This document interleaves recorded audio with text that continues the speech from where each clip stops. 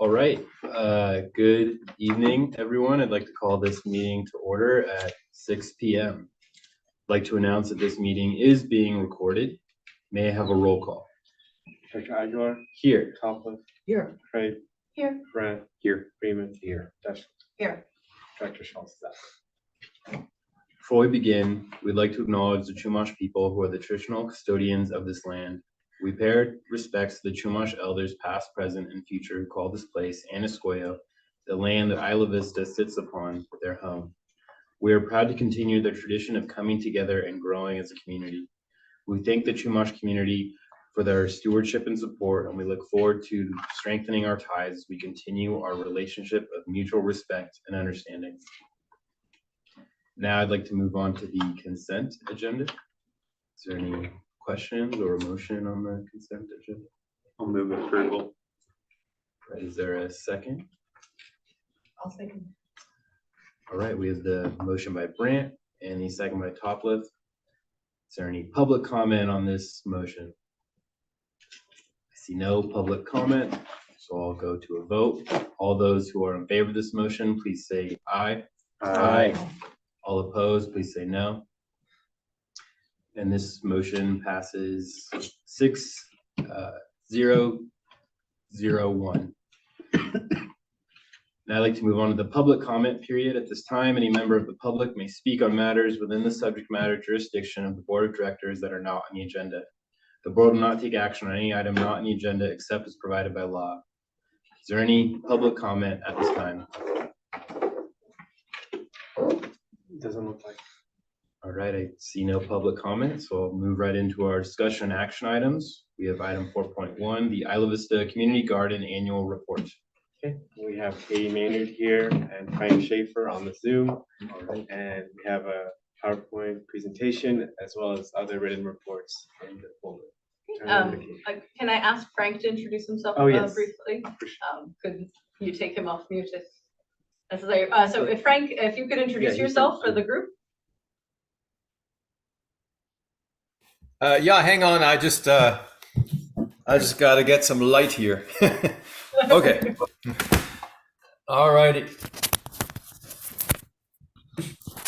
Sorry about that. Can you see me? Yeah. Oh, wait. Oh, now. Can you see me? Yes.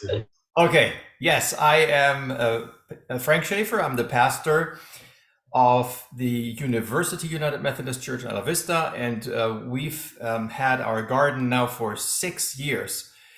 And I believe at least 5 of those years we have received a grant from you, and I can't tell you how grateful we are, how excited we are to see how this garden has become a little oasis in terms of building community, in terms of helping people with food insecurity, bringing people together, creating spots for outlets such as art, music, besides all the garden stuff, and of course education. It's been just a fantastic journey, and I want to thank you so much for your personal investment in our faith community, in the Methodist Garden. Thank you. Thank you so much, Frank. And we would normally have some of our students here to join in the presentation, but as it is finals week, our students are focused on that at the moment. So we'll go into the presentation. Okay, great. So just a reminder about the Edible Campus program for anybody that's new to us. We work in partnership with the University United Methodist Church that Frank represents in managing the UNCIV Community Garden. We also work in partnership with the IV Community Center, work very closely with Maya and IV Community Services District on the IV Community Center garden right outside here. And then we also staff 4 other gardens in and around Isla Vista. This includes the St. Michael's University Church Community Garden, as well as our Green Housing Garden Project and 2 Family Student Housing Garden projects that are on campus but adjacent to Isla Vista. And then we really help to revitalize underutilized spaces in the community. We help to bring beauty to the community and an oasis, as Frank described. We help to provide food to the neighborhood. And we'll talk more about that. And also we offer a year-round education program, not just to students, but also to non-student community members as well. We'll go to the next slide. So a little bit on our education outreach and volunteering program. So we reached 1,699 individuals over this past year, thanks, in 297 events that we hosted. Of the 297 events, 114 of those were volunteer events. We also have had partnerships with Pescadero Lofts, Friendship Manor, and we're in the process of working with Madre a Madre on a fairy garden project that we're really excited about as well. So these are just some of the examples of how we're reaching out to the non-student community. We also have partnerships with many other student organizations and have co-hosted events with MedLife, Legal Education Association for Diversity Lead, Environmental Affairs Board, Black Women's Health Collaborative, B Campus, and many more that I haven't been able to list today, but those are just a few examples of some of the groups we've partnered with. Next slide. And these are just some pictures from the Ivy Community Center. This was one of our sign painting workshops and volunteer days. You see Cindy Beckett in the upper left-hand corner, one of the interns that's funded through this program. Students out there helping to beautify, label some of the plants in the garden. You see us making signs saying Isla Vista, celebrating peace and love through some of the garden signage. And then on the pictures on the right-hand side, you can also see some of our students that have come in for the workshop being able to harvest and take some food home. So one of the big things that we did get finally fully confirmed this year is we reached out to the county again to see if there was any updates on their community food producer guidelines. And we got confirmation from multiple departments within the county that we do not need any further permits for being able to announce and share food from the community gardens. So really excited about that. It was a while to get that confirmation in writing, and we finally got that this year, so we are able to more broadly announce and celebrate the harvest that's available to all for picking. Next slide. These are also some pictures from the Methodist during one of our volunteer days there. So you see students planting in the garden, and even we're using every little space that we can find, including like even just some of the cement blocks surrounding the outside edges of the garden. We're planting flowers in those to really add more beauty all around the edges. Next slide. So a couple of updates on the Methodist Garden. We've really been putting a lot of time and attention, even just to the care and increasing the productivity of the garden. So if you go by, I feel like every year it just gets more and more beautiful and productive, and you're getting to see the plants really flourishing, even more so than last year. Next slide. This is, we're actually building a shed at the community garden. This was really important. As you may remember, about a year ago, the church went under construction. We actually lost our indoor storage space, so it was really important for us to get outdoor storage space. We also heard from Ivy Compost Collective that they needed additional storage on site to help with some of their taller tools. So we were able to build a shed in this past year, and we also made this available to Ivy Compost Collective staff if they wanted to store any equipment or utilize any equipment we already had in the shed. So all of their staff have access to the codes for the shed as well. Next slide. One of the other projects that we've been starting to work on, this is a little bit of a newer project that'll finish out this summer, but we're starting to take over the parkways across from our Methodist Community Garden. So the parkways are that bit of land between the parking and the street and the sidewalk, as you see those in the picture here. So what you see on the bottom part of the picture next to the light colored car is what it looks like when nobody's done anything with the space. And we had hit that with a weed whacker, so we've at least like got it down to some lower plants, but you can see it's just kind of patchy grass at best. And in the upper part of the picture next to the darker car, you can see where we've actually dug out a lot of the construction fill soil, replaced it with some high quality soil, and started to plant new things in that area. We hope by the end of the summer to finish rebuilding all the parkways surrounding Methodist. Next slide.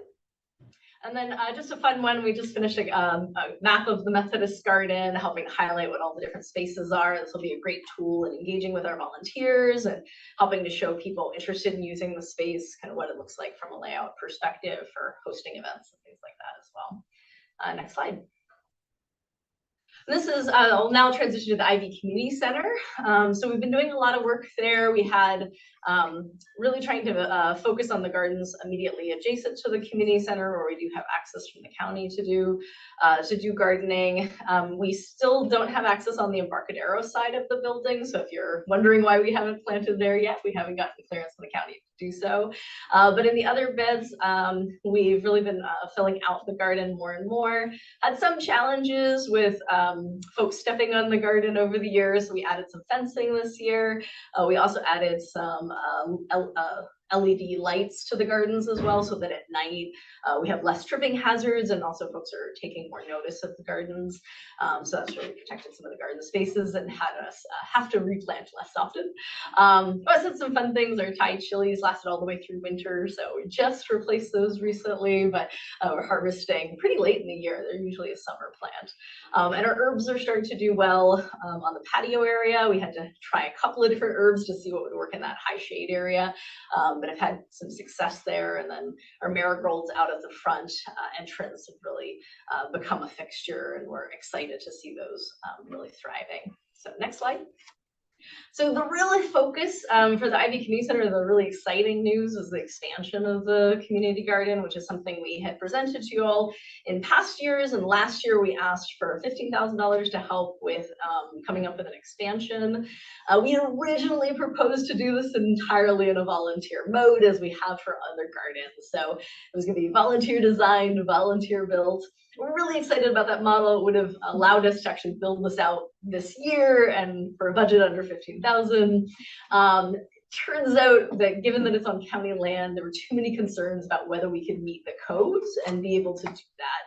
And so we shifted our project this year to really focusing on design of the expansion project and getting the professional level designs that the county required to be able to move forward with the project. And you'll get to see those in a minute. Some really exciting components of this is it will be a fully ADA garden, which many of our gardens aren't able to hit those high standards, but as a county project, we'll be able to do that. And with a more professional design, it's also going to be a much better aesthetic look than you're going to see from the other gardens, much more polished look. So excited about that. So we worked and hired Blue Studio landscape architects, and also Waters Cardenas land surveying. We completed a land survey, which gives us the elevations and stormwater management components. And then Blue Studio came up with the designs we're going to show you today. By the end of our contract with Blue Studio, which is funded on this year's grant, we will have 100% construction design documents. And then we'll start moving into bid processes and cost assessments to think about what it would take to implement those. So go ahead to the next slide. So this is an overall design, and this is a little different than what we sent out on Thursday. It's updated because we actually just got updated designs yesterday, but it builds off of what you saw before. I'll give some general, and then we'll actually zoom in a little bit. The upper the upper portion of this is the Ivy Clinic building that we are currently standing in. To the left, you're going to see that parking lot, and then you will see that diagonal line that goes from the clinic building down towards the lower parking lot. That's the property line between the county and the Ivy Rapid Parks District line. I'll go ahead to the next slide. So this is just a little bit of a zoom in of the same thing, but it'll give you a better picture of what's happening here. So one thing that we really wanted to have was some nice open sight lines, and also varying heights for varying abilities, and also varying ages. We want little kids to feel welcome in the garden, and older folks to feel welcome as well. So the A beds, which are at the top and the bottom, are just 1 foot tall for all our little kids. And then the C and B beds, which get more towards the middle, are going to be 2 foot tall gardens. And then our D beds are 3 foot tall gardens and fully accessible for wheelchairs, and designed structurally to accommodate wheelchairs. There is no fence around the outside of the garden. We kept in a fenceless structure. In the center of the garden, we have a trellis structure that we're going to keep with open walls, so full sight lines through the space, but we may do some passion fruits or gourds kind of hang off the roof of the trellis, and those will grow up through some small potted plants on the 4 corners of the trellis. More pictures to come on that, and then we'll do some benches underneath as well, which this will make this space really exciting for classrooms and workshops, or just for people to gather in quieter times. Moving up, we do have 2 small 1-foot tall gardens that'll be kind of the entrance into the space. You see those 2 beds. They're not marked with a letter. And then that green bar that goes across is bioswale and native pollinator garden that'll also create like a little bit of a buffer between the garden and the Ivy Clinic entrance, but also create like some beautiful color through the flowers as well. So excited about that. From an ADA accessibility perspective, the entire pathway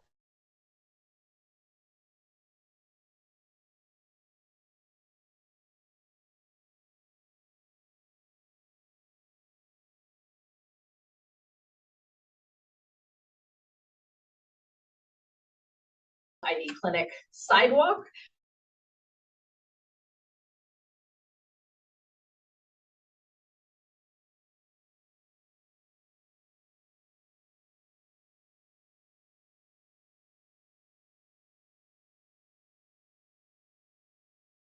Space. That will be a separate project, but we'll increase the accessibility even more, and we plan the design to integrate with that as that develops. And then the other piece that we started looking at with the new design from Blue Studio is potentially adding a few fruit trees. So 2 in the lower left-hand corner, and then 4 in the upper right-hand corner, and that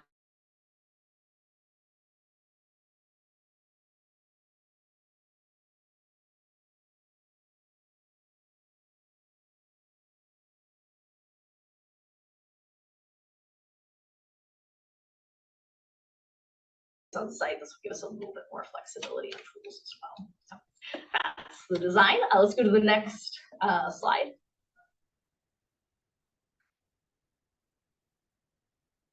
It's slow sometimes. Oh, it's okay. So these are just some pictures to give you a sense of it a little bit more. So in the upper left, you see a trellis structure that might mimic what we would be looking at. We're looking, our design is a 20-foot by 10-foot trellis structure, but it would be wood like this one is. And then in the bottom right, just an image of the wooden raised beds. We are looking at doing wood for the raised beds. We do an untreated red wood. And one thing that's nice about the wood is it'd be easy to repair later, even just with volunteers after the project is constructed. So we like sticking with the wood aesthetic. Next slide. So this is that granitecrete that we were talking about earlier. So it's the stronger form of a decomposed granite that still has a little bit of a natural look to it and would meet the ADA guidelines. I did get some information that this has also been used at Lake Achuma and on several county projects that also required ADA access. So we know that this is going to be something that's going to be acceptable to the county as well. Next slide. So these are really just meant to give you a sense of massing. This isn't the look that it'll be, but just to give you a sense of like what it might look like from different directions. This is looking from the Ivy Community Center towards the clinic building. And then you go to the next slide. And this is a look from the clinic out towards the field. So that kind of gives you like that entrance space a little bit more. Next slide. Okay, so now I want to just talk a little bit about the budget. So we had a little bit of funding left over from the last time that we reported to you, because we reported a little bit earlier in winter quarter last year. So we had about $13,000 left over at that point in time. Most of that has been spent out. We did set aside $4,024 originally for the Ivy Community Center expansion project, which, as I've talked about, was a little slowed by the approval process. So we have about $3,389 left of that we hope to transition into next year to finish with our cost estimations for the new garden. Next slide. And then this is our budget update for what we have spent out for this year. So we were given $45,000 and we have spent the full $45,000 with 2 notes on the staffing. We have about $1,000 that we're still projecting to spend out in June, just with our interns that are still working in June. And then we have the signed contract with Blue Studio that hasn't been fully invoiced for, but we've already signed a contract for, so it's essentially encumbered. If you count that projected staffing and the encumbrance, which is a total of $10,000, by the end of June, we will be fully spent out to the $45,000. And so that's the update there. We did spend a little bit less on water. One of the things we did start doing this year is we started putting locks on our water, which we were a little reticent to get into, but we found we had too many instances where there was excessive use of the water at night, and so we ended up adding some locks to our water. So we did see the water usage decrease this year compared to last year. And then we also had a very wet winter, which helped as well. So those are sort of the two differences on the water side. Next slide. And this is just our proposed budget for next year. So if you remember last year, we asked for essentially $30,000 as our ongoing budget, and then the $15,000 one time to help us with the IVA Community Center expansion. We are going back to the $30,000 request because that's really like our baseline budget. And then the IV Community Center, we'd like to just hold on to that $3,389 that was left over from what had already been dedicated towards the community center expansion. We use that to finish out the costing. And then once we have a full cost estimate of exactly what it would cost to do the expansion, we'd like to come up with a complete fundraising plan, come back to you all with like what it would cost to move forward with that project. We didn't feel we could do that for the meeting today. With this though, I did want to note one-time construction is a great thing to fundraise for. So we do think that we can bring in other grants and fundraising beyond just coming back to you to ask for the full cost of the community center garden expansion. So we hope that we can identify several other grants for that one-time cost. So that when we do come back to you for help with funding the expansion project, you wouldn't be paying the whole cost for that, is our intention. Yeah, so I think those are the main things there, and then I'll open up for questions for folks. All right, thank you very much for that update. Are there any board questions this time? Director Freeman. Couple of the trees on the community center garden proposed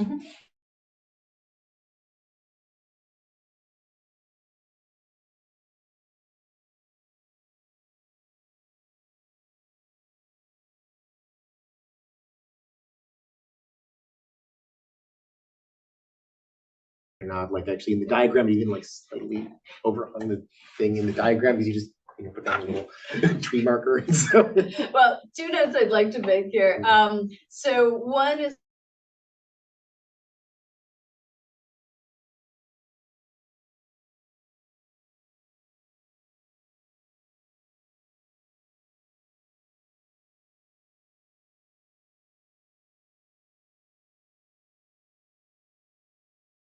yet. We certainly want their feedback before moving forward.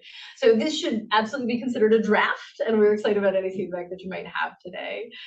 We did stay within the boundaries of the county property rather than the IVRPD property, but if there was any concerns from our PD about us being too close to the line, we could certainly remove some or all of those trees.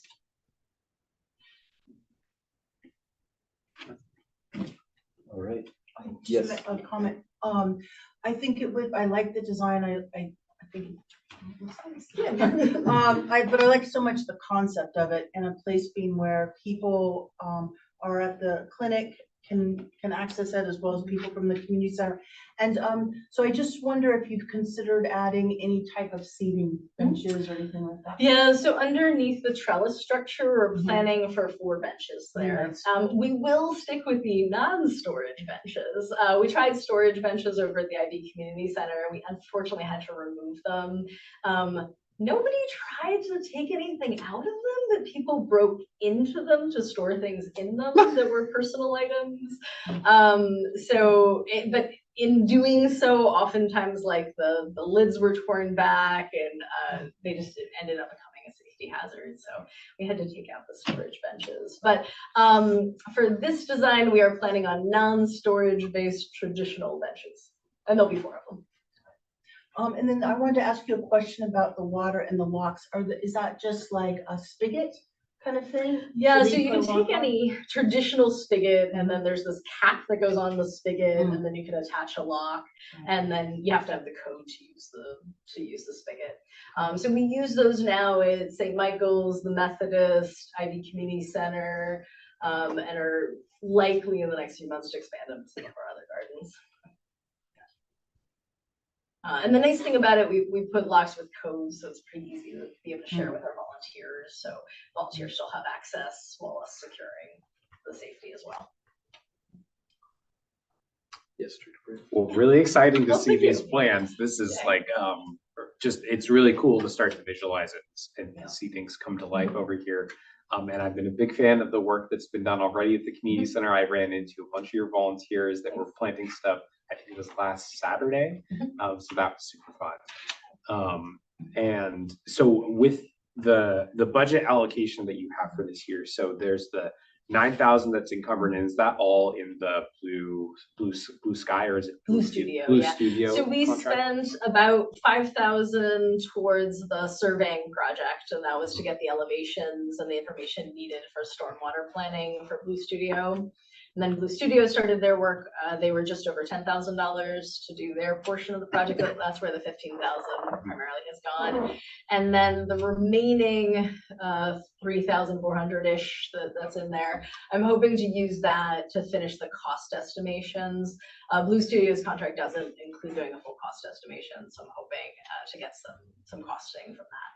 Gotcha. Okay, that makes sense to me. Well, I think it's great that you're thinking about fundraising and being proactive about that, because this does seem like an excellent candidate that people could step forward and contribute towards. And it's helpful, you know, for us to, just given our budget situation this year, we're not really in a place to be able to do very many expansions.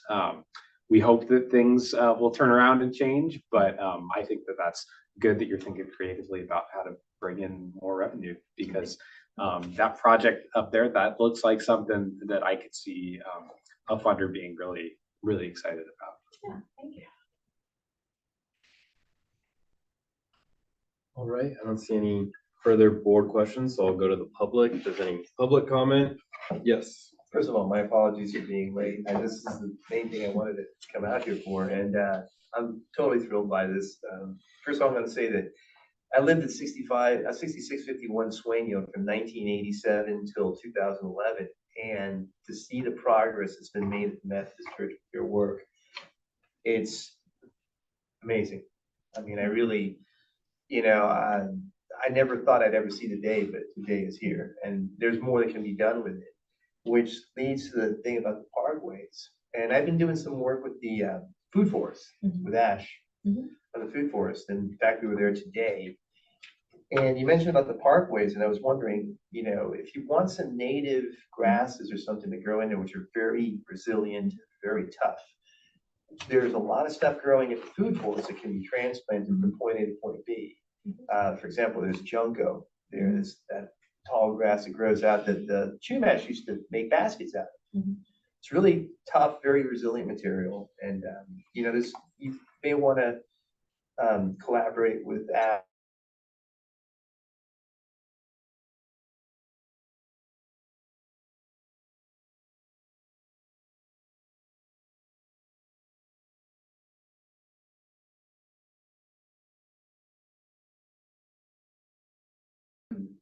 The ADA issue with the decomposed granite, the most important thing, regardless of the grade of decomposed granite that you use, and it's coming from materials engineer point of view, hydration when you lay it down, and compression with a roller.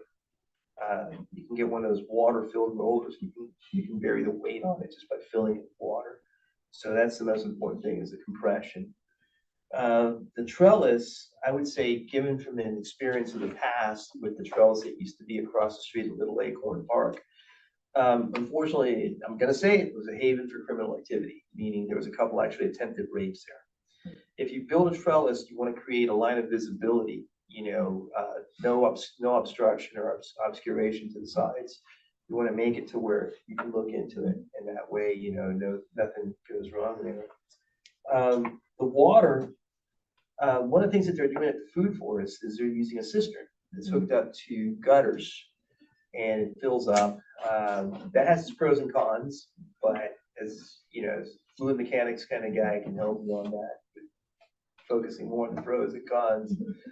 And you know, the trees bordering on IVRPD, recent bike tour of the IVRPD parks yielded a plan to possibly build a walkway. There's that area behind the clinic, behind the building here.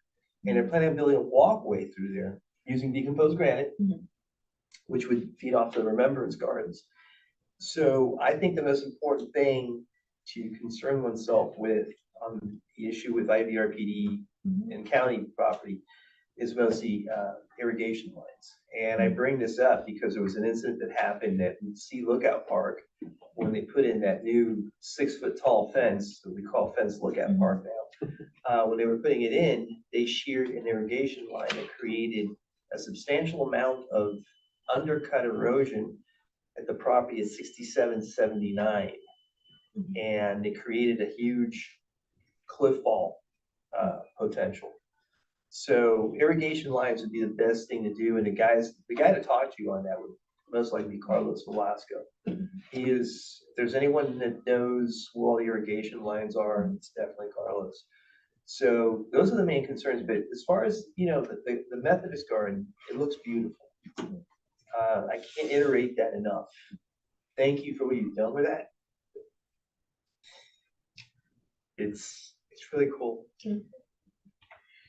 Could I respond to a couple of things there? Yes. Lots of great suggestions.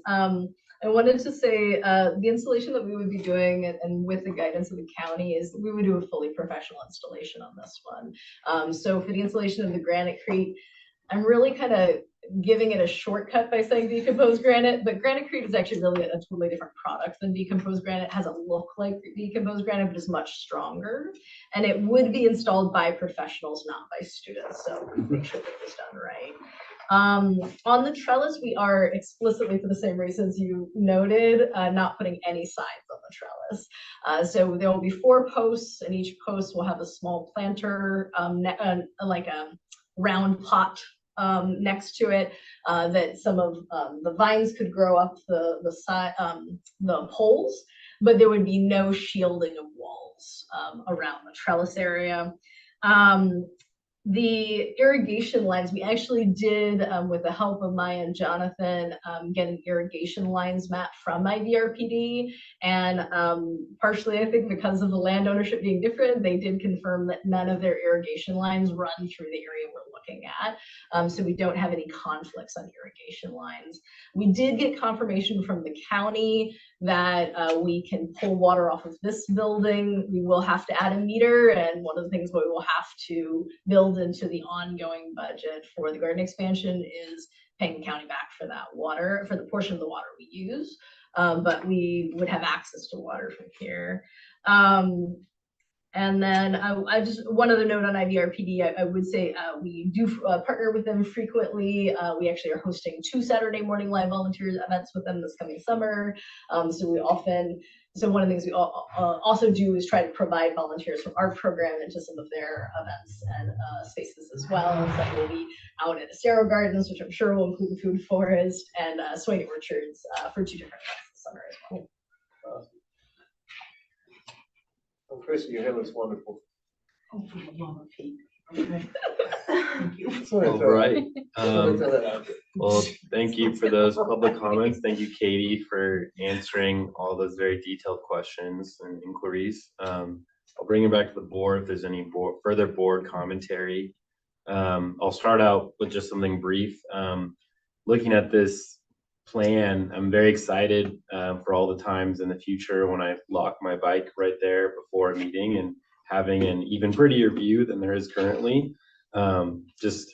Something that I see lots of folks who walk by there, whether it's for the Remembrance Garden or just for a little bit of solitary time. And I feel like this will be a heavily utilized space for the public, and I'm very excited about that. So thank you for all this hard work putting these plans together and finding the right people to help us along this process. Thank you. Yes.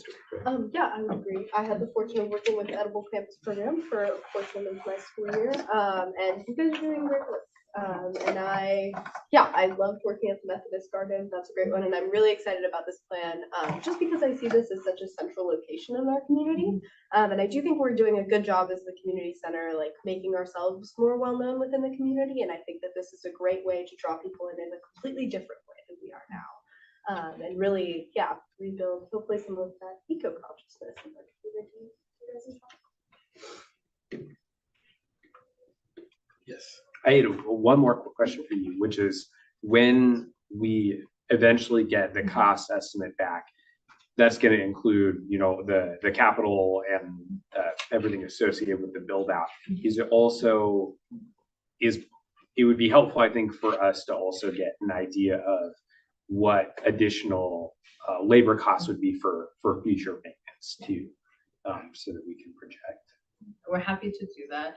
The good news is we are still planning on keeping the type of model that we've done with our gardens before as we continue to move forward. So you'll see an uptick in water costs as we do have to pay the county for the additional water usage and a small increase in internship support. But we don't expect a very significant increase in ongoing operations. It would be a minor increase to ongoing operations costs. The big cost is going to be that initial installation. And so with that, we'll be looking at trying to do the fundraising for that to hopefully come back with as small of an ask as we can for those one-time costs. Awesome. Thank you for that. And I also just wanted to say a big thank you to Pastor Schaefer. I think that this was probably the first partnership that the Community Services District had with a faith-based organization, and since we've kind of blossomed and have some other partnerships as well, and it's I think been a really good thing for the community that you've been able to open up your space even in the midst of renovation to allow for this really important community activity and beautification of the space. So thank you to you and to your congregation for continuing to support this program. Thank you so much for those kind words. I appreciate that. Right. I don't see any other board comment. We can move on from this item, but thank you so much to Lee and for all the help from the Methodists. Thank you, Katie. And Maya says thank you. She's on Zoom. Wonderful.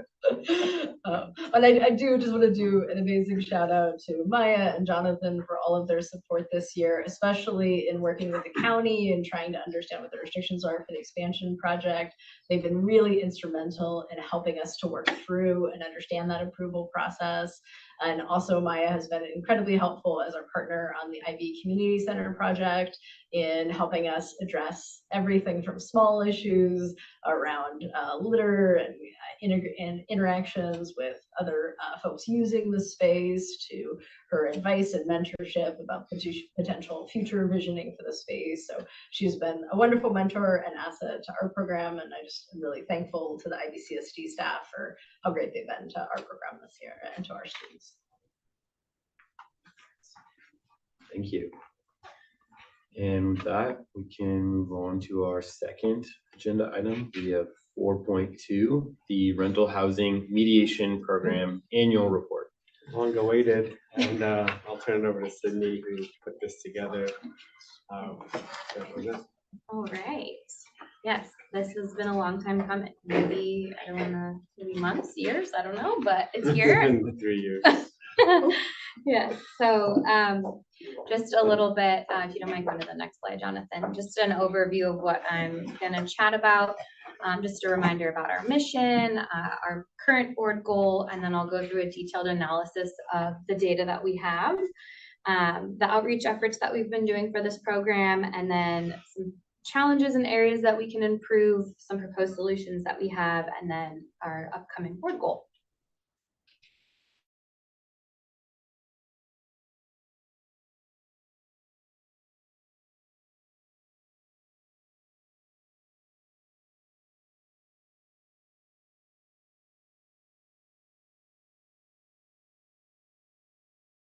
Landlords have the opportunity to resolve housing disputes, issues safely, fairly, and economically. So our 2023-2024 board goal was to engage with tenant groups and property owners to build buy-in of the rental housing mediation program and identify needs that will increase utilization. So I think we've done that, and then I'll talk a little bit more about ways that we've done that. So looking at our mediation requests over the year. So I was actually able to pull data for 2021, 2022, and 2023. This includes data from our submission form online, phone calls, voicemails, emails, it's all now in a data tracker. So we received 38 mediation requests in 2023, 33 in 2022, and 15 in 2021. So we've had a pretty good increase of the program over the years. And then looking at who is actually requesting mediation. So the majority of people that are taking advantage of this program are tenants.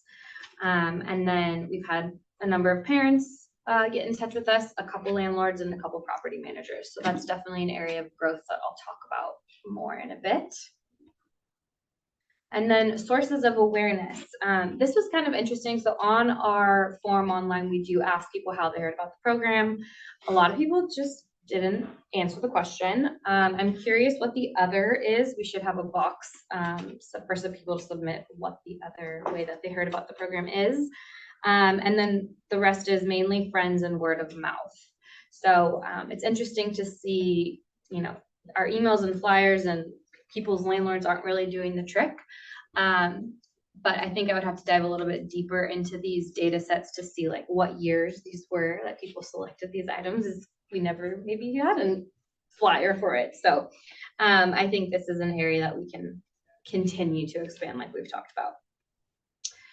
So if you're curious about the nature of the issues that we are receiving mediation requests for, the majority are for tenant-to-tenant interpersonal issues. We received 38 issues for that, and then it goes down the line from habitability to rent payment to security deposit to an other section, maintenance, property damage, and disability. Looking at the data, we received a lot of issues on safety with roommates and housemates.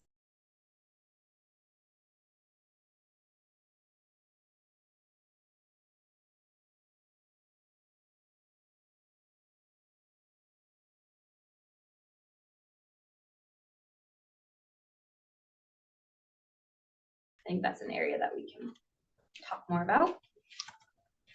And then how often are people actually responding to Sarah's requests? So it's about, well, in this case, 40-40, but basically 50-50 down the line. And then we have no record of about 20% of them. So of the mediation occurrences, 70% of them don't go to mediation. Of the 11% that did go, all 9 mediations concluded with issues resolved. So that's great. And then in addition, Sarah has had 10 phone consults or offered support that was provided in addition to these 9 mediations. And then he also does a lot of like email support and following up with people that do respond.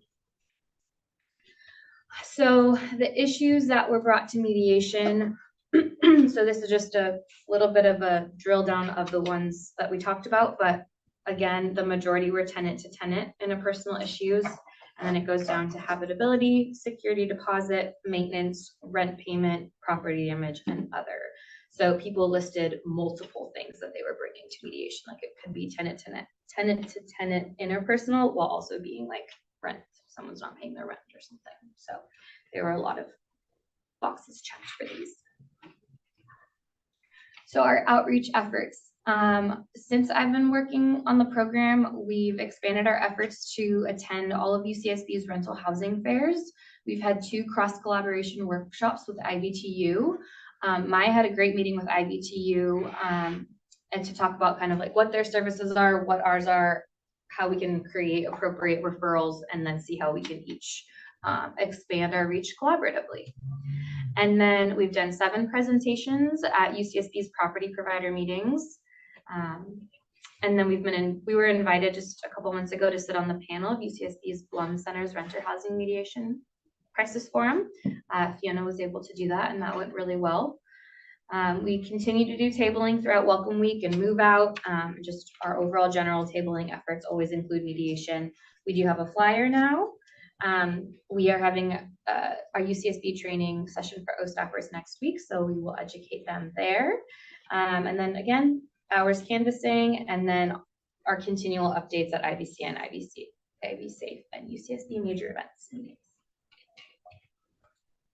This is just a list of some of the resources that are available on our website. The one that I'll just highlight is the model sublease agreement. Not many other orgs have this available, so I think we are the only one, and people usually refer tenants to us when they need this resource. And then, yeah, the Know Your Rights and Move Out tips. So here's a little snapshot of what our current mediation flyer looks like, and there is Fiona on the panel of the Blum Center's Housing Crisis Forum. I think that's the only photos we have to really share for mediation outreach. So some of the challenges that have been brought up. So obviously a lack of response from our inquirers. I think that that's an area that we can definitely improve. The majority of our inquiries are coming from tenants, as I mentioned, so definitely expanding our messaging to landlords and property providers. Our mediation form has not been updated since 2022, so I think that there's areas for improvement there.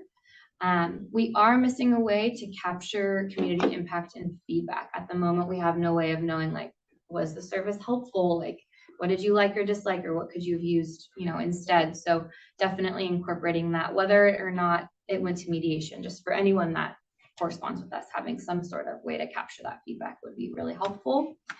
There's been a little bit of concern about referral handoffs. Jen Bertram is obviously our main referral base for the most part, a little bit from IBTU, but is it better for her to personally email our mediator and then do the handoff like that? Or there's different ways that we can talk about it. Or is it better for someone to just fill out the form?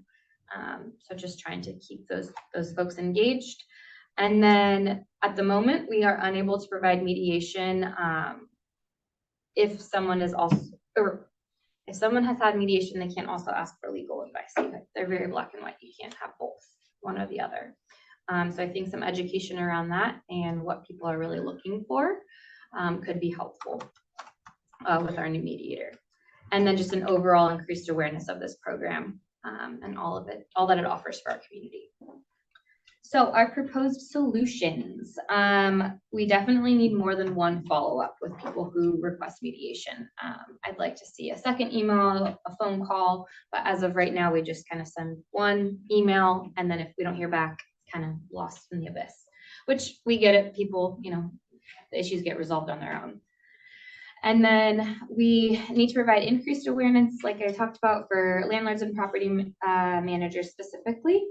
And then I would like to improve our list of what is the nature of this issue, because when I looked at it again, it's really more towards tenant issues. So it's not really an incentive for landlords and property providers to take advantage of it if they don't know that we can help them. If that makes sense. And then, like I said, yeah, creating some sort of feedback survey to bring those, see what our community needs, and then improve our program. Again, better follow through, maybe direct emails with our mediator. And then of the 26 respondents so far in our budget survey, we did ask what people would like to see, whether it would be legal advice or mediation. And it's basically, the majority still want help with mediation, but others would love to see some legal advising availability. And then we are talking, as our CE team is talking about, improved social media campaigns and prioritizing more participation on community panels and discussions and things like that. I think now with increased staff, we can do that. And then our goal for next year, the board goal is to restructure and establish the rental housing mediation program with a new model based on past experiences and community needs. So to achieve that goal, I kind of just re-outlined what I would like to see this next year based on those solutions that I proposed. I won't go back into all of them. And then I'm happy to answer any questions. All right, thank you. Yes, Rick.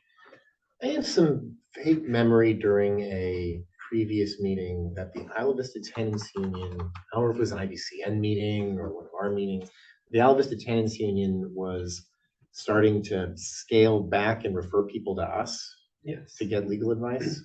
Yes, because they didn't have a lawyer for a while on staff. So Has that been continuing to happen?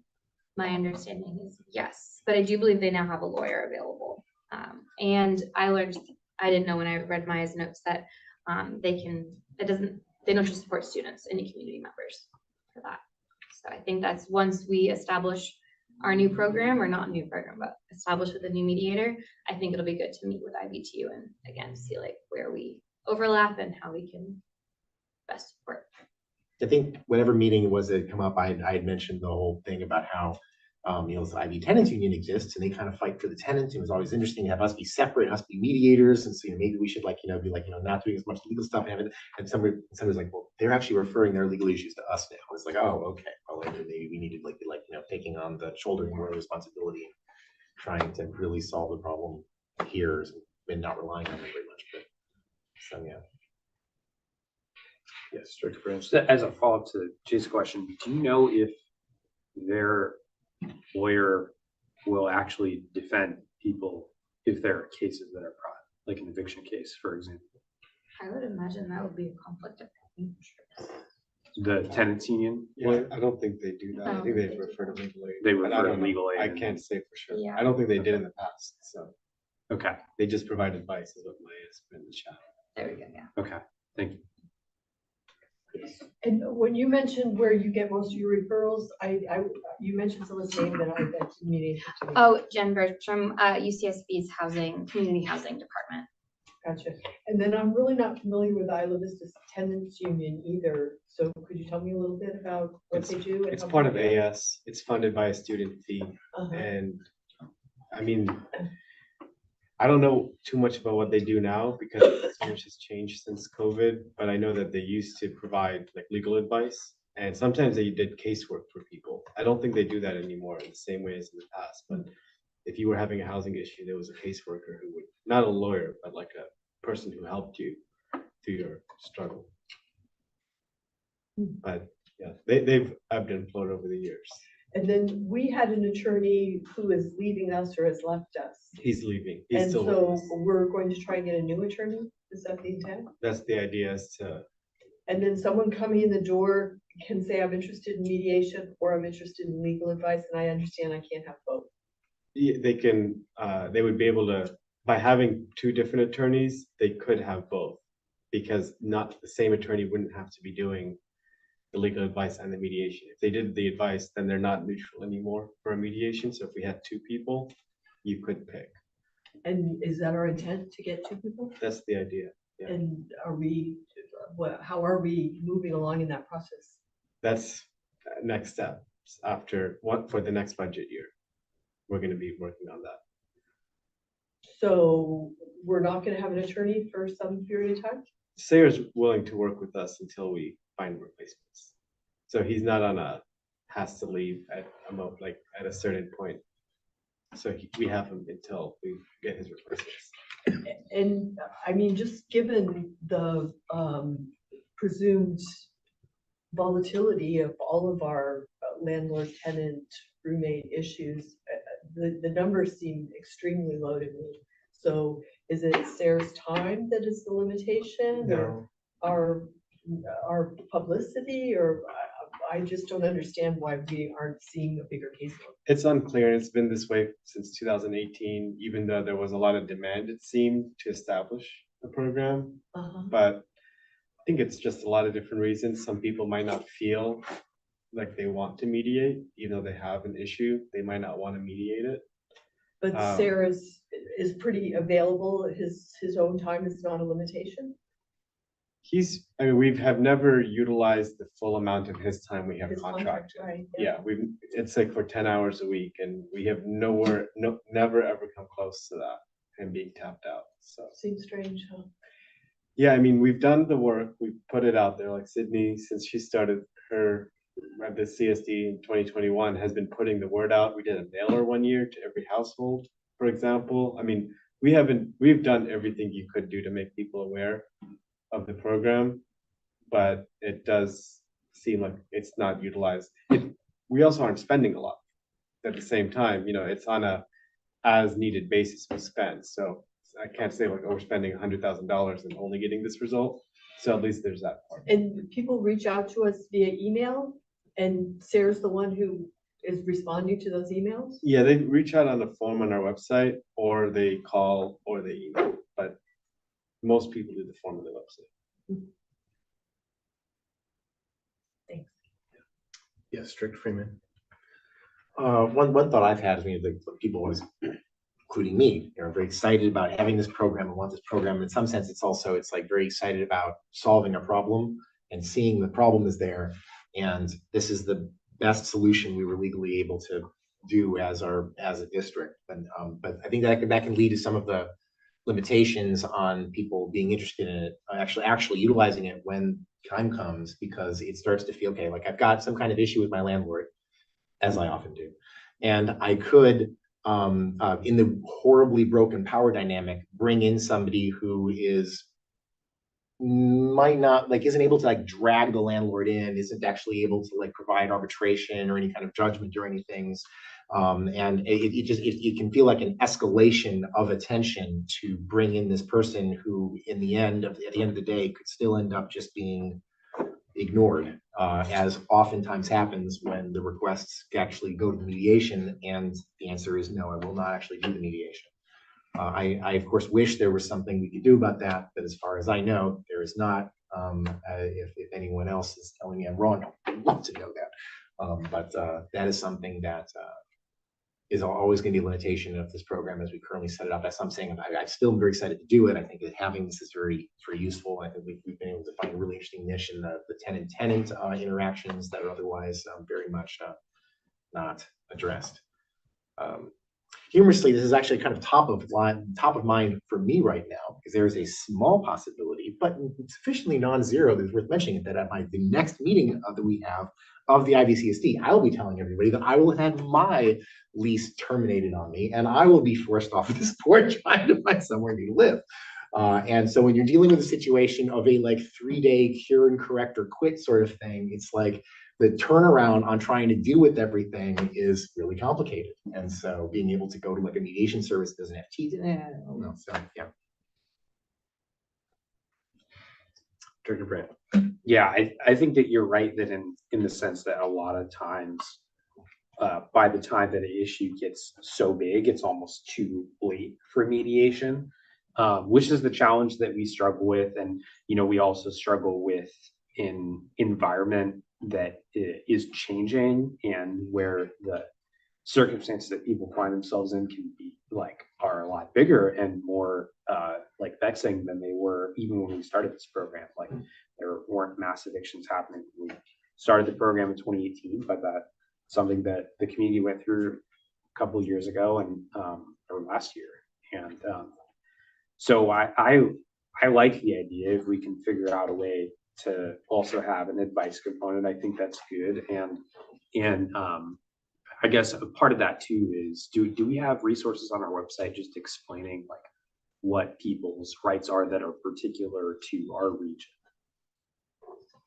Well, yeah, we have our tenant rights, but in terms of particular to our region, I could double check. Well, I'm just thinking about how, when the county passed the Just Cause ordinance last July, one of the things that was in there was the requirement for a 1-year lease, for example.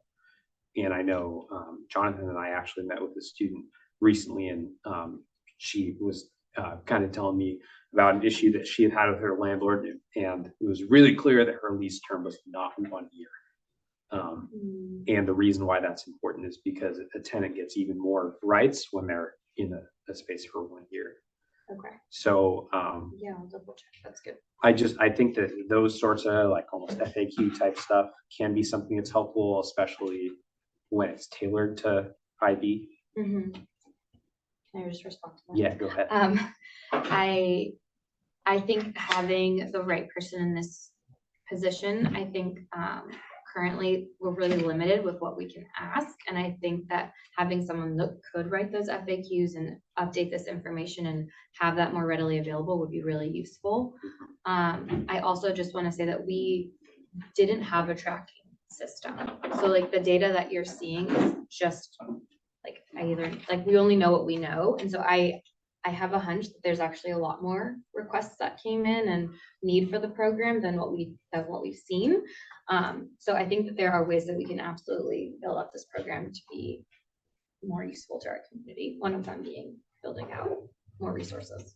But I Yeah, think having well, the right person. And to do this, that. and this data is great, because this is the first time that I think we've even seen like the reasons why It's people are the first seeking time. mediation, other than just anecdotally. So Yeah. I think that's awesome, and I think you're on the right track. And one of the other things that came to my mind is looking at what other communities do with some of their housing mediation programs also include like neighbor disputes. And I know that especially for a period of time, all of us were getting lots of emails from neighbors that were having neighbor disputes. They were thinking about it in more of the law enforcement context, which is, maybe if law enforcement responds to someone who's playing music too loud, you've headed it off in that one instance, but you haven't solved the root of the problem. And so I'm wondering if that's also an aspect that is something that would fall within the program that we could potentially promote and start referring people here. Obviously, it would have some build out, but I'd love to see just if that's something that other communities are having success with as far as that goes. That's a cool idea. And just to plug on terms of the data, 2015 had 15 requests. Before that, we were getting like 5 a year, like less than 10 in the single digits per year. So we did start promoting it in 2015 more actively, and I think we got a bigger amount of people. But yeah, it did used to be even lower. Do you mean in 2020? 2018, 2018. 2019, we were getting like single digit requests for mediation. And I'm just wondering, if we don't have a library of FAQs, is that something we could have Sarah do with some of his budgeted time? I think he's trying to transition out at this point, so he's willing So to do he the likes necessary having stuff, just a like the minimal- mediations. Mhm. But I think what Sydney said, once we get somebody new in, he did help with some of the content we have right now. But The if we contracts want to and do stuff. more, we will wait for the new person. Which is, we're thinking a couple of years? Oh, no, like in the next few months. Okay. Like by fall. And as you mentioned about how more of the reasons are for safety between roommates. Can you expound on that a little bit? Yeah, so there was like a few that were pretty serious, and I felt like it was like enough to know, but yeah, feeling unsafe in their living environment, feeling concerns for their housemate harming themselves or harming other people. There's a lot of issues around self-harm and harm. Yeah, well, I mean, it makes me, we just had our resolution commemorating the tragedy, and that was also a situation where roommates felt unsafe and moved out, but didn't come forward. And so when people are coming forward, that makes me really sad and nervous about the situation they're in, but it also makes me wonder if we have the right referrals in place so that people are getting referred, if it is a pressing safety issue, to law enforcement, Yes. or if it's more of a social services type situation to social services or DSS. Yeah, the ones that have come to me personally, that since I've been here, yes, Yeah. they've all been referred out. That's good to know. And I really like your insistence on the warm handoff. I think that is always better than a form. Just a form. Yeah. We've gotten some interesting direction from other government agencies, not our direct neighbors like IVCSD, who've just told people, go to IVCSD, but don't really give them a lot of information. And so we get some requests for service that aren't, that probably should, like some could have gone to the police. But yeah, that's we need to do a better job of also educating other government agencies in the Santa Barbara County region, who people sometimes go to when they're looking for help because they don't know we exist. I think that's good. And it brings to mind like the big tool that was created because of the tragedy in IV with the gun violence restraining order now includes housemates, where it didn't used to in the beginning. And so, yeah, I think I see that as like one of the more low hanging fruit things is like expanding the safety resources aspect of, even if it's just on the website, I think would be really cool. Director Freeman, sorry. I just want to say that I really like your idea of trying to do or trying to expand into whatever we're just here as the nearby tenant interactions and things, providing a really nice middle point between going over there yourself and bringing in police, bringing in something like it's one of our goals has always been to try to limit the number of police interactions. I it was really fascinating. So I am very supportive of that. I just wanted to make a comment that when I think of mediation, it has very specific connotation. And I just wonder if the title of the program is a deterrent to people understanding the process and actually wanting to partake in the process. And I just wonder, just hearing from you, Spencer's, if you were to have it be like neighbor disputes or, something simple that people understand, because mediation it's a legal term. It's a legal process. And some people may want something less than that. And so that is a barrier to them utilizing the service. I totally agree with you, because I think that like when I was in college, I don't think I knew what the heck mediation was or why I should even use the resource. Yeah. So. Yeah, so I just wonder if like a rebranding of the program would be something to consider. And then you're offering the services of mediation and legal advising, but you're couching it under something that's a bit more universally understood.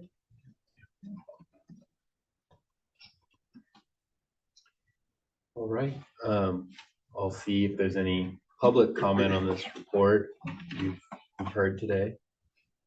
See none. There's any last thoughts from any board members?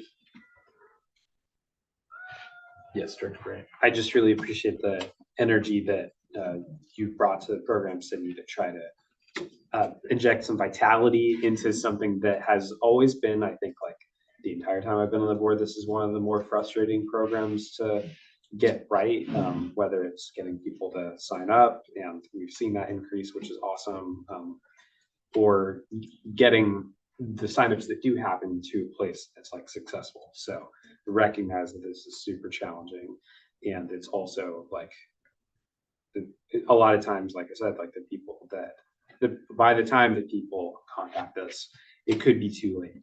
I mean, I even think about the situation at the sweeps, in which Marcos and I attended the first meeting that the tenants had with one of the attorneys from legal aid. It was so clear at that point that they were already too far gone from ever being involved in anything related to mediation, and that what they needed in that moment was legal advice. What they also needed was advocacy.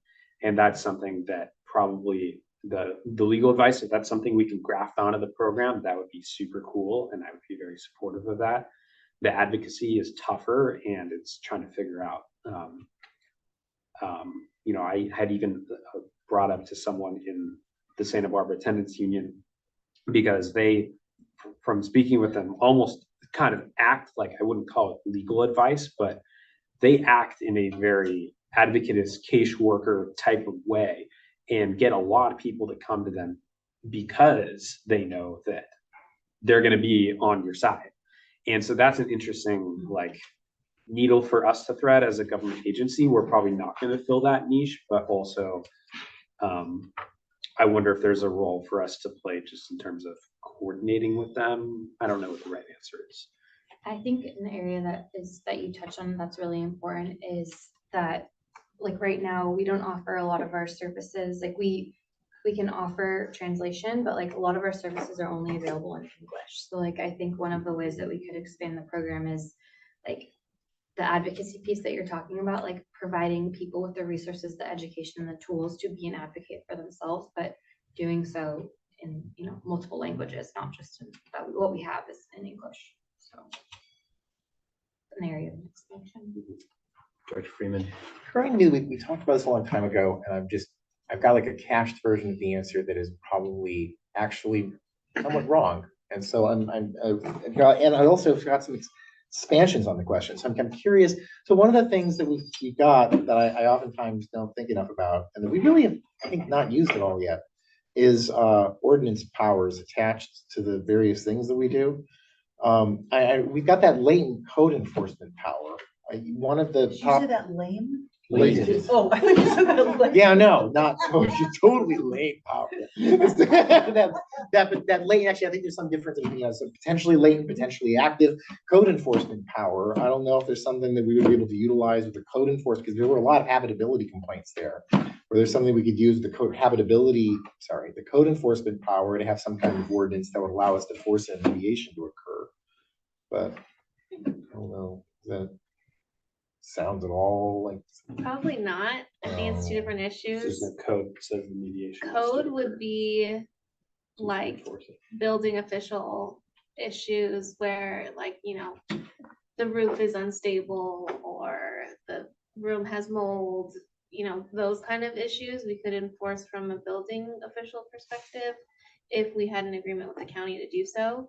We don't currently have one. But to force mediation regarding landlord-tenant issues or tenant-tenant issues, that's a little bit But I outside was the thinking, just to scope of the verify we're on the same page here. I was thinking about specifically the subset of landlord-tenant issues that were habitability concerns. That I was thinking might essentially be code issues, but maybe they're not code issues. I don't actually know. We just had habitability. I don't know what to say. But there's habitability and then maintenance. So there's more geared towards, habitability, which there's, I think, a description of these things on the form. So generally enforcing habitability standards, yes, in the context of this building needs to be habitable and, how do I say it? Like, be able to be occupied safely. So we would be dealing with like occupancy issues rather than specific landlord tenant issues. So like to force a mediation regarding habitability issues, that's not really our concern. Our concern is property owner, you have code violations, fix them.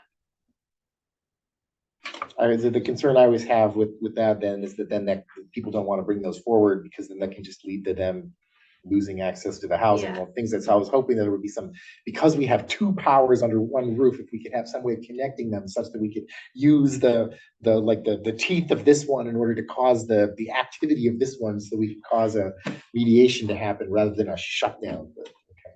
I mean, it can be a recommendation, but not a requirement, because we unfortunately don't have any control over private property disputes. Okay. Yeah. All right. So here's a question based on your thought process. If someone comes to the program and they have a habitability issue, is our team going to tell them one of your options is to file a code enforcement request? Yeah, it should be. Yeah. But yeah, it's because it seems like that is a tool in the toolbox. And I know that's a little bit more along the lines of advocacy or advice, but I think that, that's an actionable step that kind of meets what you're talking about. Obviously, we're not the ones doing the enforcement, but when you open a case like that, it does get followed up. Just a referral in the other direction though, where it's like I was hoping you just talked, and it's like, oh, I guess now I could just file a thing that might end up just causing me to have to leave my place because it's not habitable right now. So. Yeah, and that could be a genuine concern, because when you do have habitability issues, that's one of the reasons you can evict a tenant in order to make those repairs. So. I'm certainly very hesitant to bring any habitability issues on my apartment now. What I'll share is some commentary when I think back to, just a year ago when I began a similar journey as to what we're talking about, tenants' struggles. When I went to the Santa Barbara Tenants Union, there were other Isla Vistans there seeking advice. And so I think that lets us know that there is like a gap. First of all, there weren't as many Isla Vistans as you would expect seeking advice, but there were some. And so I think, first of all, there's a gap of how do we make sure that more Isla Vistans know that we're not the advocacy group, but they are some in the community that they should reach out to. That's an important thing. Second of all, I had the same chess thought about habitability with my own previous landlord in this whole moment, and it's really stressful. And so I think a useful tool for any Isla Vistan would be to look at what are the many steps in this process, like almost like a flow chart or something. I'm thinking of what we would do in a library, what UCSB would do, which is like kind of gamify it, and any user who's truly in need will be like selecting the options that make the most sense to them. And these can be very affordable technologies. It could even be I can't remember this like very millennial term we used to use for like these long flow charts. Dang, I'm lost right now. But I'm basically thinking of like the lifeline of like somebody's inquiry, or the lifeline of someone's request. Not lifeline, but the lifetime of somebody's like request for help. So say like, oh, my 6-7 apartment is flooded. Do I tell the authorities and seek advice on like, we shouldn't be living in a flooded apartment, or is that a dangerous risk with the landlord? And so like thinking about like the user's many options, I feel like doesn't necessarily get into advice, but could a future employee we have in this program could like lay out the steps of these are the likely like path stones you would step on your way to getting help. And doesn't necessarily put us in the position of giving the advice, but does let them know like these are some of the chess moves ahead of you. Yeah, it's hard because I feel like there's not a lot our district can do, but we clearly see that it affects everyone in this community. Yeah, Dr. Brandt. I'm glad that you brought that up because it jogged my memory to the fact that I did have an interaction recently where someone was in a situation like that where they had a habitability issue and they had to move into, I think that they were staying, first off, they were staying in another unit on the property with their friend. They hadn't been offered lodging accommodations. So that's one that happens frequently, is like if there are repairs that need to be made, it's required that there be lodging accommodations made by the landlord, and that's not happening in a lot of situations. Number two, like with the habitability issue, what I advised her to do was what the tenants union ends up advising people to do, which is send a demand letter for what you want, strongly worded letter as the first step. And in her case, I even said you should also include my next step will be filing a code enforcement case against this. So it's almost like, yeah, I don't know if this is legal advice. Maybe it is, but someone that helps advocate for you in that process and helps you understand your options is, I think, the thing that is missing. I think what was shared also by Director Deschler about like the vocabulary is also a huge point for different kinds of biologistans. Like my first, even, once I was more of an adult than when I was a UCSB student, my first understanding of the word mediation, I'm thinking of like people getting divorced and that kind of mediation, which is still a legal, true use of the word. But I'm not thinking of like, I have the ability to call my scummy landlord to the table and he has to talk to me, or she has to talk to me, whoever they are. And so just like even a glossary of what some of these things mean, which I think goes into that same advice you were talking about, Sydney, about different languages. Even the language between legalese and English is a huge gap, let alone from that to another language, not English, is another large gap. That was something that Spencer and I saw come up with the sweeps, is that these notices, weren't originally posted in multiple languages. So I think there's small ways we can tighten the screws on, landowners in the community, and make them a little bit better at playing fair with their tenants, that don't go fully into advice. But yeah. Thank you for the report also. It's great that we're now collecting information in a much more official way. I'm sure that'll help as we deliver more of these reports and it's on our agenda. I think that's another way that more community members hear about the program and learn about it. People like us who come to these meetings, we can share more information with the community, which just spreads the use more. So even this report is a huge step forward. So thank you. Thank you guys. It's been super helpful. Lots of notes. All right, and now we can can move on to our next agenda item. It's 4.3, Resolution 2413, General Manager Spending Authority. Right, so this is something we've been meaning to do for a while. The policy committee looked at the current spending authority for staff for already budgeted items, and it was 1,500, and the recommendation is to change it to 5,000 from the committee. I don't think the committee formally voted, but that's what the committee discussed, is to move it to 5,000. Simple change. Big implications. Director Brandt. I would move we adopt the amendment to the policy or adopt the resolution. And I'll second that. All right, we have the motion by Brandt and the second by Topliff. Is there any public comment on this motion? I see none, so I'll go to a vote.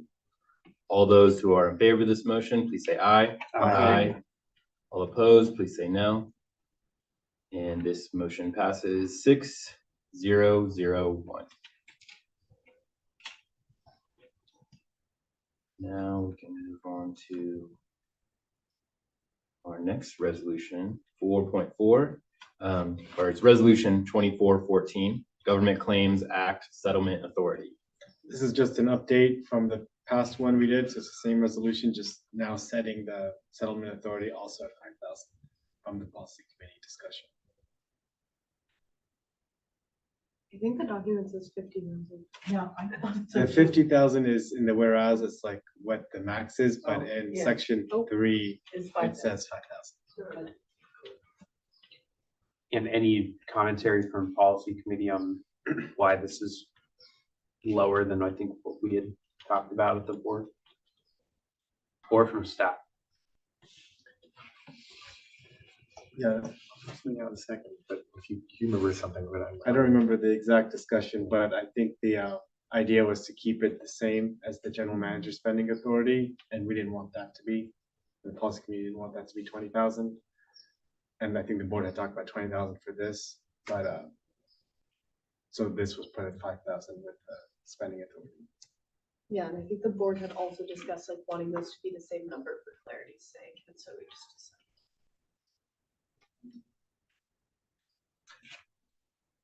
I'm very confused. There's an aspect of Go ahead, Dr. Freeman. there's an aspect of this that is that we can take care of these things oftentimes on a consent agenda anyway, and so it's not that it will necessarily take any of the board time in order to deal with the one server 5,000 hours. That is very important. Yeah, short I remember conversation that we had. discussion. Yes, that was the thing I was hung up on last time. Is there any other questions?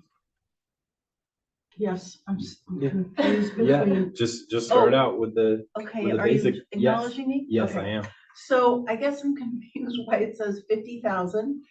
Is that just in That's terms just of litigation? FYI, like that is you are authorized to make it up to 50,000, but we're choosing 5. But for giving you the authority to do it, it's 5,000. Yeah, So whereas anything over 5,000 would need, unless than 50,000 would need to come in a consent item. Is that what you just said? well, anything more than 5. Any more than 5? It's more that if we wanted to give Jonathan the ability to do it up to 100,000, we legally are not allowed to. We are only allowed to delegate the authority of up to 50,000 legally. Got it. But we've But chosen to we're make doing it that much either. lower. You're looking at a whereas clause, not the actual policy. That's where the confusion is.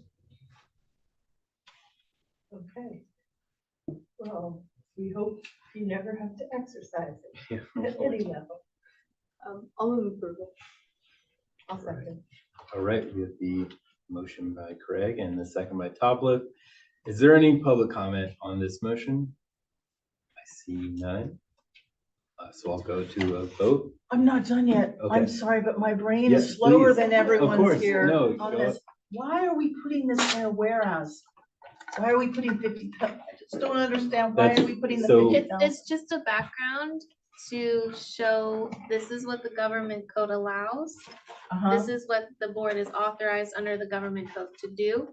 Mhm. And then in the resolution, this is what we're doing. And the reason we're doing that is because we want consistency with the spending authority? That's what the policy committee. Didn't we talk in closed session about something about this? Didn't we talk No, about this? We discussed this in higher open number. session. It was an It was open open session, session. okay, open Yeah. session, we talked about this, sorry. I was couldn't remember. equally confused. Yes. Yeah, Yeah. we did talk about a higher number, yes. We did talk about a higher number. But the direction to the board was direction from the board, excuse me, was to take the general manager's spending authority policy to the policy committee Uh-huh, to work that out because Yeah. that needed to be higher. yeah, And then whatever that number was should be consistent with what the settlement authority is. really? That was what the board said. That was, I mean, you could always do different than what you said, but that's why the policy committee, I think, did what they did. That's what the policy committee said? And so That's- now you're coming back for full board and you want to hear some, you want to have us agree with the policy committee? That Or was not What agree? it said, and then policy You committee can said, do okay, we're anything you want. I think it's too low. Is it too late to say? I think Yeah, it's too you low. can make you an can- amendment yeah. today. I mean, it's just 5,000 is like, what? 5,000 is not even someone stubbing their toe. I mean, it's too low. It's ridiculous. You should have more authority. I think the general manager should have higher authority. I don't see why it has to be consistent. We have programs that are not the same. Why should the spending authority be the same? There's no logic in that. They're different situations. Spending and having the authority to settle something. I don't know. I think it should be higher. I'm curious why policy committee, is it just for continuity or is there some other reason? Really? I think it's mostly for continuity. For me, I'm having the same question that you're having, but just on the other side of the fence, which is like, what is the true difference? Because no matter what, the conversation we had as a board, as like all 7 of us as a board, was that anything that we think is interesting that we're gonna want clarification on, it could possibly be a low number. And we all were confident that we would still receive that like notice of this interesting claim came in. And so for me, it just became this thing where like the number part doesn't really matter. It's more about we have an employee and staff who sees like this claim is really funky. We should talk about it. Or this claim is something we need to handle like silently or quickly. And so I felt like my understanding at policy committee was now this number is almost irrelevant.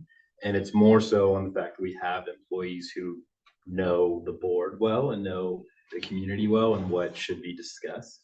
I don't know if others had more color to add. Yes, Director Freeman.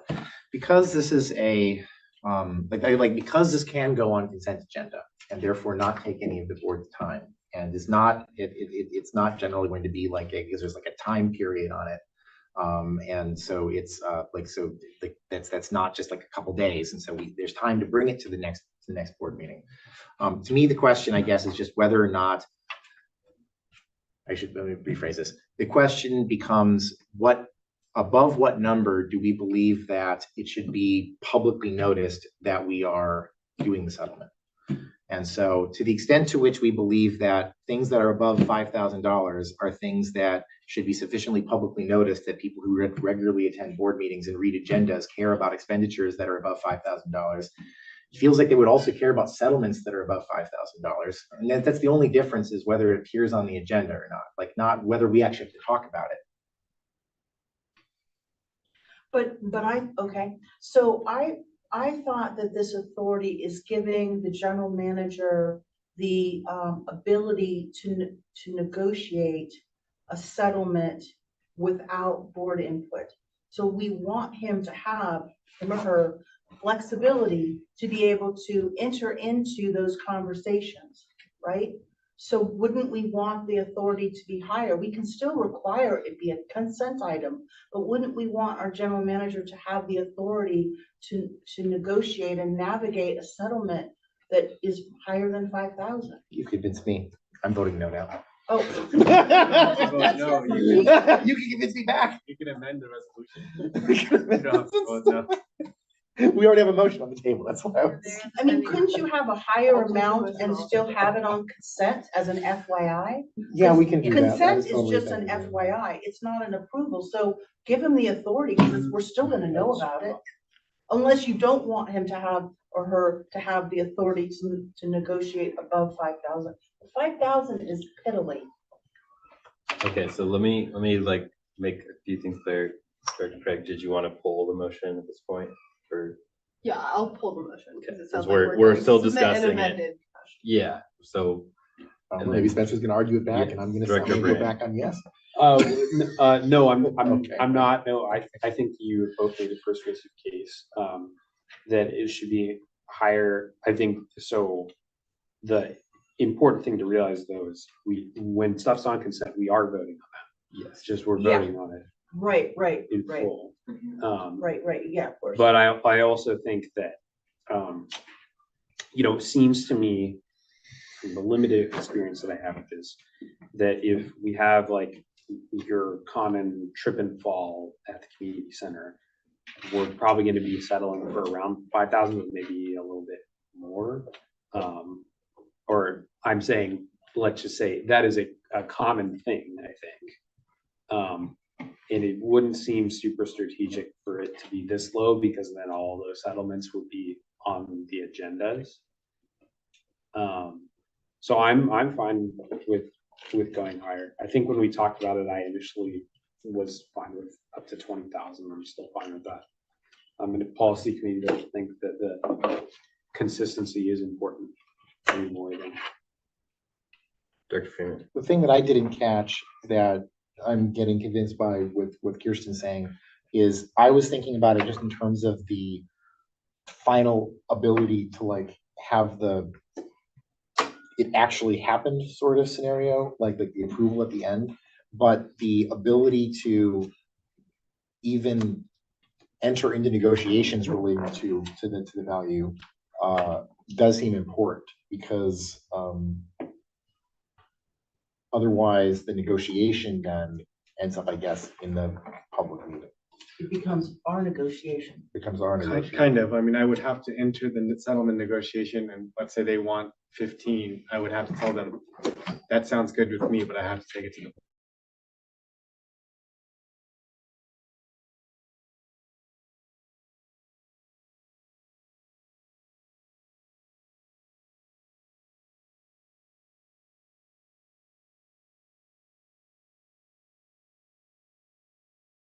What's the case is that like, let's say that we say it's 5,000. Would you even be allowed to be like in a discussion with them where they're like, oh, 15,000? You're like, okay, well, 15,000 might sound okay. I will bring it to the board. Would you even be allowed I to? could do that. I would still have to bring it to the board at that point. Okay, so I guess what the idea here is that Jonathan is allowed to negotiate values that are larger than 5,000. We just have to do the final approval. But then it would be at the board meeting and they might come speak, you would create a situation where the approval of the board meeting affects the negotiation. So for clarity's purposes, Let's hear from the the, expert. the resolution does authorize Jonathan to do more than just settle claims under the Government Claims Act. Like he will review the claims, he will process them, he will issue notices, he will determine whether or not we should compromise them. And he can bring that to the board separate and apart from his settlement authority. So the resolution is authorizing him to take multiple acts. Everything that's delegated to the board under the Government Claims Act regarding handling claims is being delegated to Jonathan. So he will be able to negotiate and compromise claims. More than likely, if it is a claim over, we'll say with a number right now, $5,000, he's gonna take that to the board, likely in closed session. He'll give a recommendation. I think we should settle this. What settlement authority are you guys willing to give me? And then him and I will work on the actual settlement. And the settlement agreement would come before the board, likely on consent. All of that is still public. But if we were to set it at 20,000, we might be able to avoid that closed session. Correct. Maybe there's benefit to that. I guess now I'm neutral. I'm There's now benefit neutral in on that. time, Yeah. especially in issuing the notices and things like that. You having to be at the meeting potentially, Yes. building more time for that. I wonder if there's a deterrent effect to saying for someone who hasn't, what? No, I love this idea. No, A deterrent effect to saying it's 5,000, because if it's 20,000, then someone knows they can They know, negotiate, right? yeah. And it's not gonna go to the board. It could, potentially, you have that authority. I mean, you would have that authority. Whereas if you say it's 5,000, maybe it's a deterrent effect to someone who is wanting to get more than 5,000, knowing that it's gonna be coming up in the, in public. Swinging emotions here. Okay, I'm back to being Yeah, mildly no, yes on this. yeah, my no. brain just works a little bit. not No, as fast as I'm really yours. appreciating all of these points you're bringing up. I mean, Yeah. your brain's working quickly, but yet didn't bring up these points, so. Yeah. This that's discussion interesting. just highlights that I think Kirsten should be on the policy. I wanted to be on the policy Not that our committee. policy committee members aren't doing a great job. Yeah, but- you all are, but I did, because I like policy. So are you now okay with the 5,000 one? Yeah, I think I Okay. am. I All right. mean, given the fact that it's a deterrent, I just want to make sure that that the GM has the authority to navigate and be able to settle these types of claims. That's all. I just, 5,000 just didn't seem like a lot, but I mean, if it might be it might be advantageous to say, I only have this authority, and then you're not as open the checkbook. Right, like I can say yes to 5,000, you want to risk it Exactly. with the board Yeah, I for kinda like 6, that. they might say no at Yeah, 6. I like that. Yeah. Okay, you changed my mind. It's like, I have to ask the manager. Yeah. I am the manager. Director I'll move to adopt the resolution. I'll second it. This, okay. Is there, okay, we have the motion by Brandt, and we have. I think the- even if we need to increase it in the future, we can always do that. That was definitely consideration of policy. And we have the second by Topliff. Is there any public comment on this motion? I see no public comment, so I will go to a vote. All those in favor of this motion, please say aye. Aye. Aye. All opposed, please say no.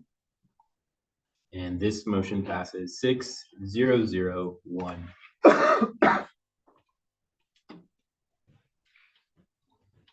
And that's it for today. No, I'm kidding. Almost. And now we have item 4.5, but are we going? Yeah, I think into you want to clo- go to closed session Okay, first. yes. Come back Oh, to we're going to this. close session? All right, so for the public, we will be going into closed session for item 4.5 in order for us to have our performance salary review. Council, could you read us into closed session as well? We have multiple items. Yes. Okay, so item 6.1 is general manager annual performance and salary review. Per section 6.2 of the general manager's contract, the board shall conduct a performance and salary review annually, and this is authorized under Government Code Section 5.957 B1. The second item is public employee discipline / dismissal / release, and that's pursuant to Government Code Section 5.957 B1. The third item is conference with legal counsel, significant exposure to litigation pursuant to Government Code Sections 54956.9 D2 and 54956.9 E1.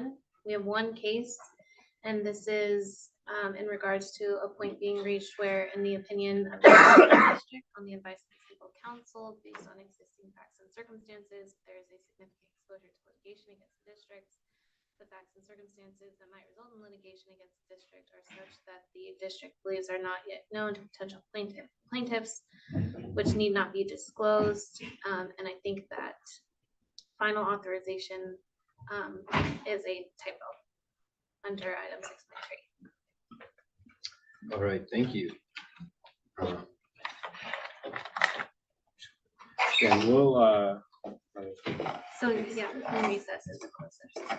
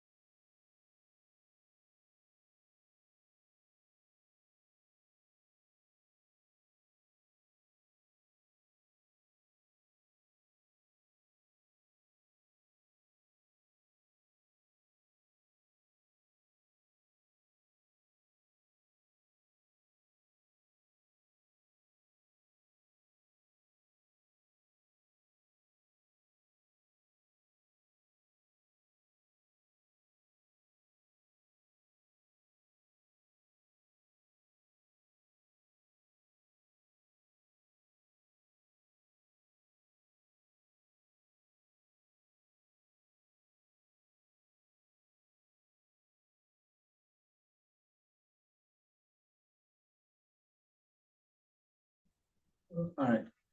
We're in open session officially.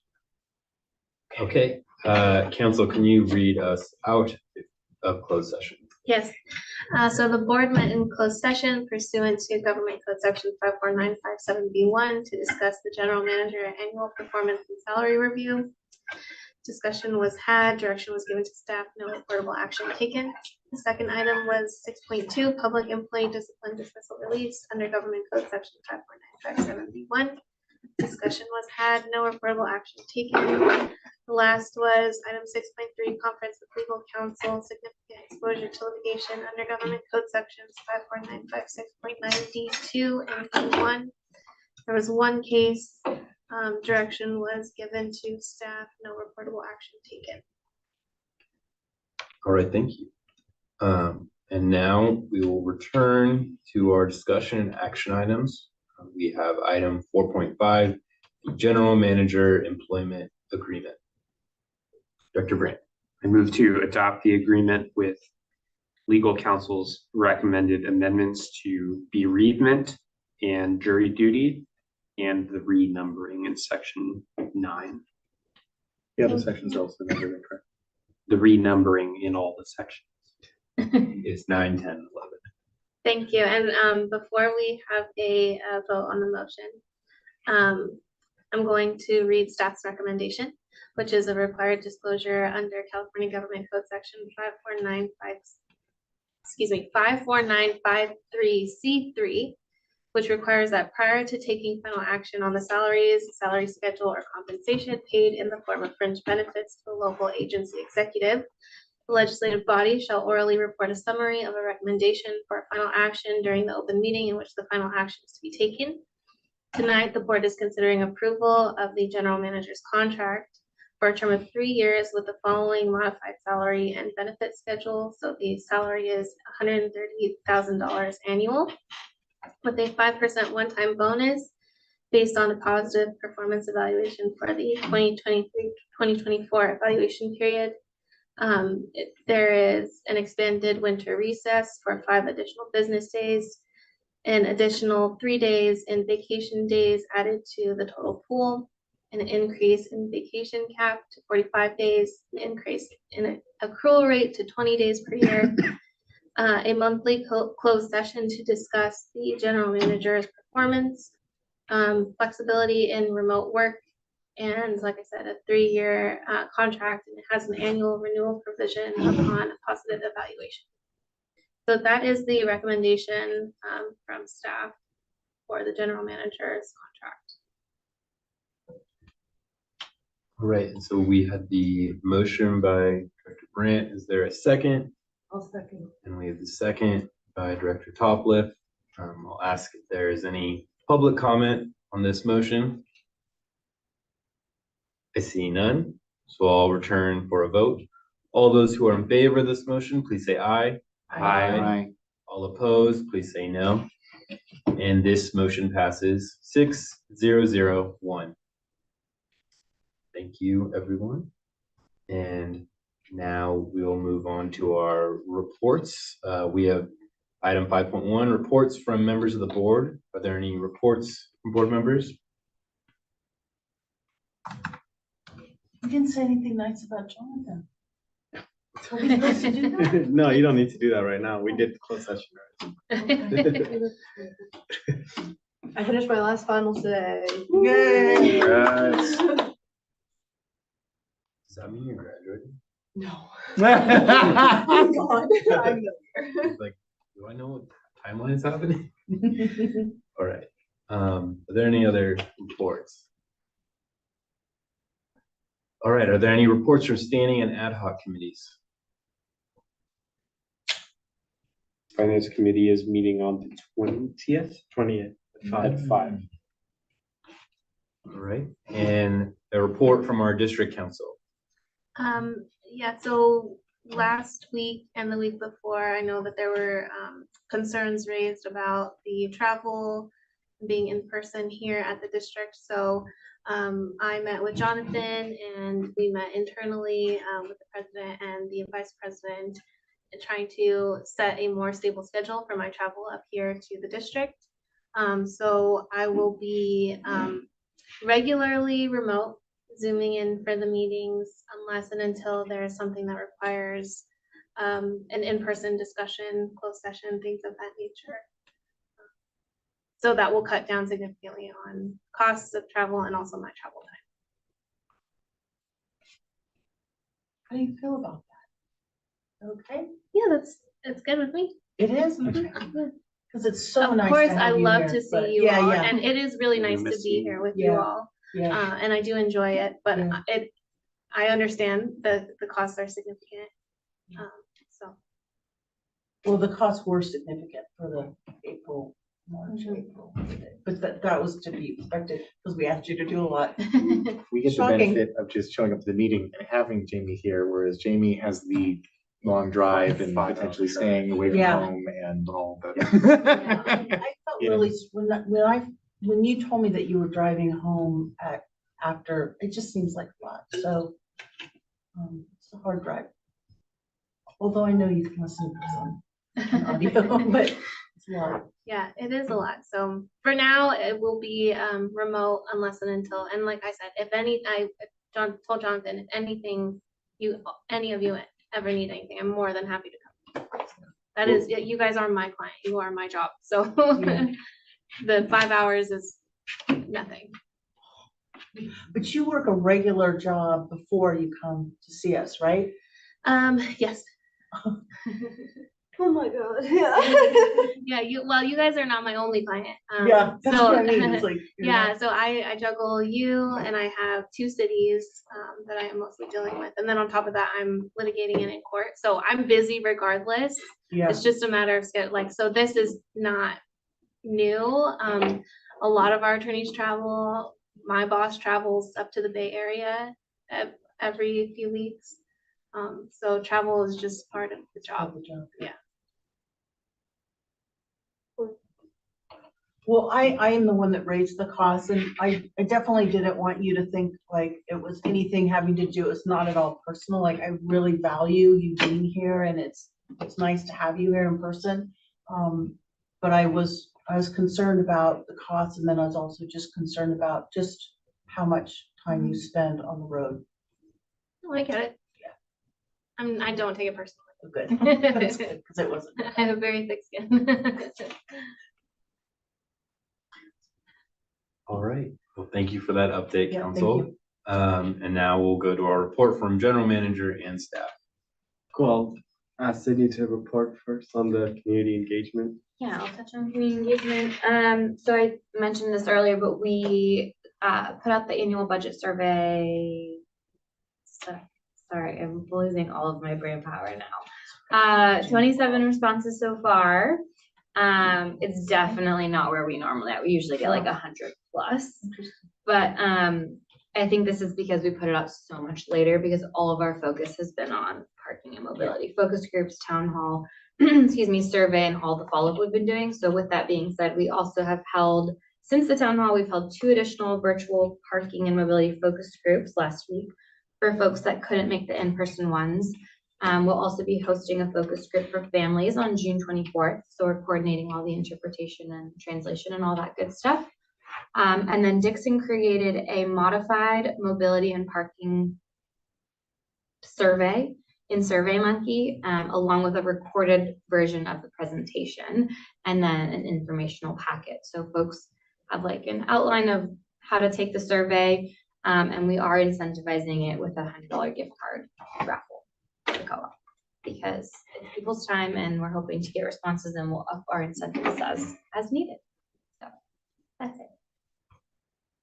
Yeah, I don't have a long report today, but a couple key items is our compost product is now on sale on shelves at the food co-op and Island Seed and Feed.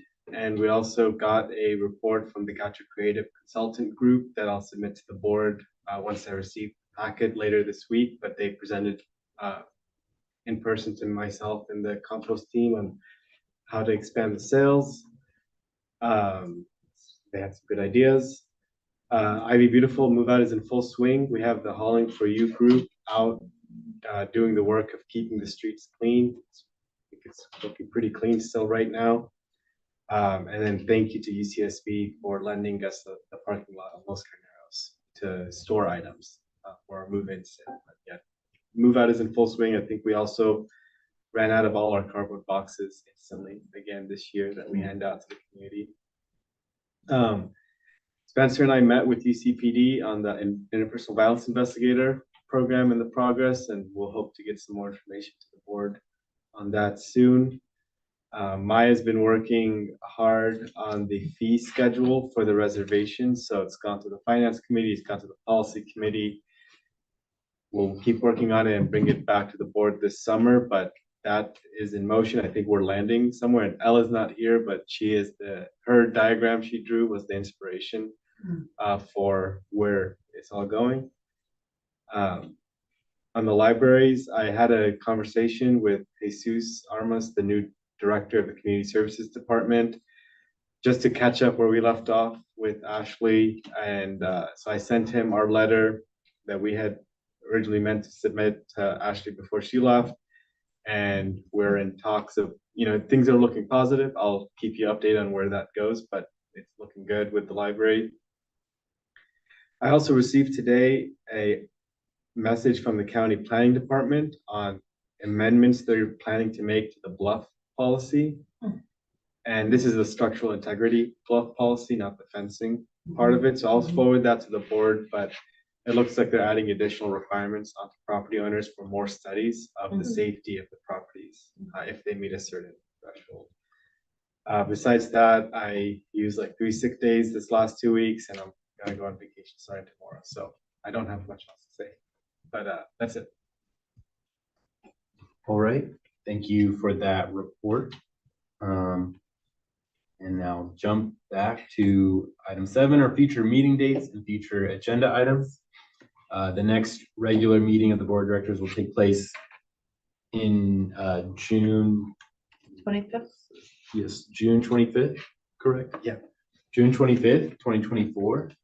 Yes. Can I ask for the benefit of myself and Ella, who will both be taking this meeting at 9 p.m. Eastern time, if we have projected calendar for that meeting? Yeah, I can tell you what's on the agenda for that. That's what it says. It's we're gonna have setting the COLA for next fiscal year. We're gonna have the budget approval, and we're gonna have, That's right. some routine budget adjustments we have to make, and possibly having the board approval for the report we submit to LAFCO for community facilities. We could maybe do that one in the July meeting, but that might not need a lot of extra discussion. But the budget, I think we're gonna have a lot of policy committee or finance committee next week to work out. Drink caffeine. If the two of you will be on Zoom, I was also planning to be on Zoom for that meeting. Is that okay? Yeah, we just need everybody else to be here in person. Well, and I'm fingers crossed hoping to notice it so that we might not have to. We still need a majority in person. Right? Yeah, I can notice it at home. Yeah. Just send us the info by Friday before. Okay. 3 days before. I'm working on that, right? Yes, I was Okay. gonna, yes, Yes. I'll talk to I you. sent you an email. I did see. And I don't need to be in California, right? No. You can be in another country. As we know, Yeah. you can be like in the You ocean. can be walking. That That wasn't a notice meeting. Oh. She just dropped in. just couldn't stand to be away from Yeah. Yeah, that's it. So it shouldn't be a very long agenda, just 3 items. All right. Well, for those locally, that meeting will take place at 6 p.m. And on Zoom and at the community room right here, 970 Barco Del Mar, Isla Vista, California. And with that, I will adjourn this